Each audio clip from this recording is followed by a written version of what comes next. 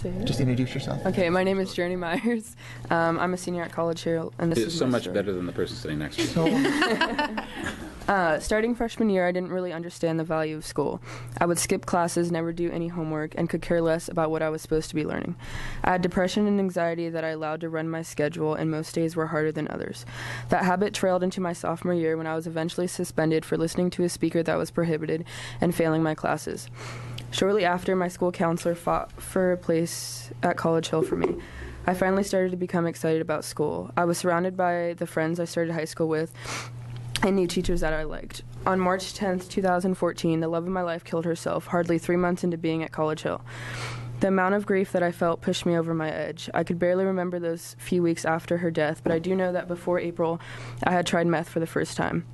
I had never, ever been into any type of drug like this at any point in my life. Instead of changing my mind, I ran with it. I progressively became an addict without even knowing. I would come to school high and uncomfortable and angry. Whenever I had to sit inside of the building, it was panic attacks, and I could only stay for segments at a time.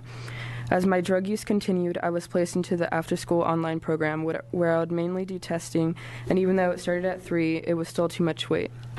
All I wanted to do at that point was use, and that's exactly what I did. I never pictured myself to be the person I had become. I had a court date July 15th, 2014 for 3 charges. That day I was put on home ankle monitor and was sent to Jackson Street Youth Shelter. I couldn't imagine being without my drugs, so I slipped my ankle monitor off within 5 hours and ran for 2 months. September 8th, 2014, I was on my way to attempt to turn myself in when I was arrested on the spot. After spending 28 days in Lynn Benton Detention Center, I was sent to Baker City, Oregon to a rehab facility called Elkhorn. Elkhorn saved my life. I spent 122 days learning how to live again, retraining my brain, and learning about NA. I came home on January 20th, 2015. I had no idea how hard the next year would be. Coming home wasn't as easy as coming back from vacation. Things were different, I was different, and I was a junior in high school with about 12 credits to make up. From being fresh out of rehab and on probation, struggling to stay afloat, I have managed to receive 2 awards from College Hill. These awards were the Phoenix Award and Student of the Month. I got off probation 6 months and 6 days earlier than I was supposed to, received my driving privileges back, and have 111 days clean off of meth. Maintaining my GPA has been hard throughout the years, but I put in work every day to make sure that by June I could put on my cap and gown and receive my diploma.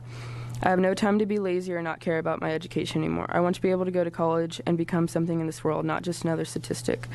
I want to use the Running Start program to begin to pursue a career in alcohol and drug counseling so I can help others like me who have struggled in their life. I believe we should keep Running Start going just for the kids who couldn't maintain a 2.5 GPA or above throughout their own battles. Thank you. Very much.